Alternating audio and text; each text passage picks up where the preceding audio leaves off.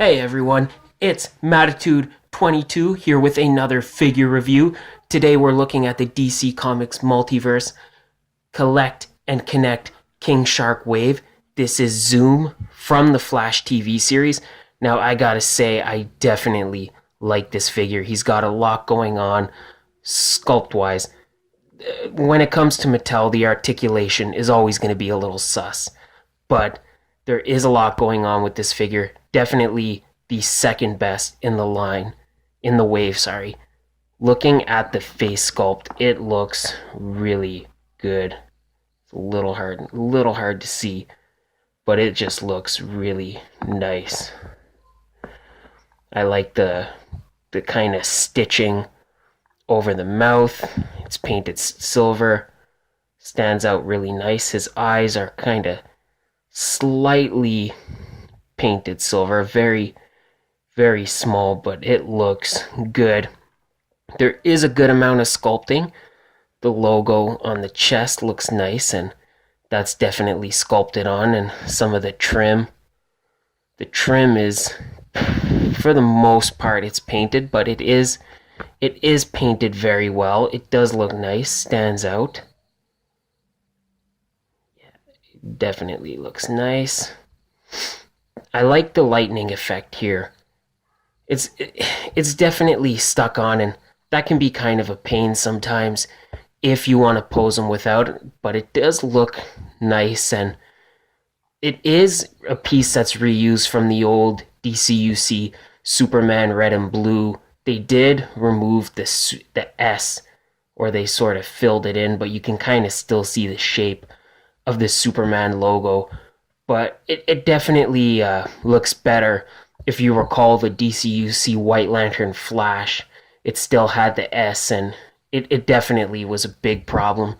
So I'm glad they kind of filled it in, and it doesn't look as bad. Belt, well, not so much a belt, but the trim that goes around his waist, it looks nice. They did a really nice job with the silver. I think it stands out really nice. It's all painted really clean. So overall, I can't complain about that. Looking at his articulation, you got side to side for the head, no up and down. Little bit, I guess, if you wanna kind of count that. I don't necessarily think that's supposed to be. I think it's just kind of, yeah, I don't think that's supposed to be, but I guess if you want to count that. Ball pegs for the shoulders. Got upper arm swivel, more in the elbow. Single jointed elbow. Wrist rotation.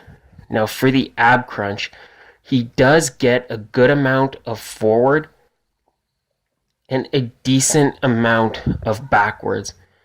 So that's really nice. And the way the paint rests, it doesn't, if you kind of move it, it doesn't break up the sculpt too much. So I do like that. I do like when it works out like that. Waist twist, but you're gonna kind of have that same problem, but it looks bad, I guess. The silver lining, do you get it? Yeah, you get it. It looks a little better. It looks a little better than with other figures. So that's not too bad. Not great, but definitely an improvement. Standard DCUC hips. Upper leg swivel. This is where you're definitely gonna see, the more you articulate them here, it's definitely gonna break up that sculpt. So that could be a problem. Single jointed knee, and the ankle pivot works really good. I like that. Especially on this side, you get a nice amount of back. Forward is really good. So I can't complain about that. Now, accessories. He basically comes with the same accessories as the Jay Garrick Flash from the TV series. These lightning effects, where you can you could put them on his arms if you want. Get on there. Come on. Get on there. There we go. That looks good. Or again, you can get it on the bottom. That looks good too. So overall, I do like this figure. Definitely one of the better ones in the line. Now, when I talk about a Mattel figure, I compare it to other Mattel figures.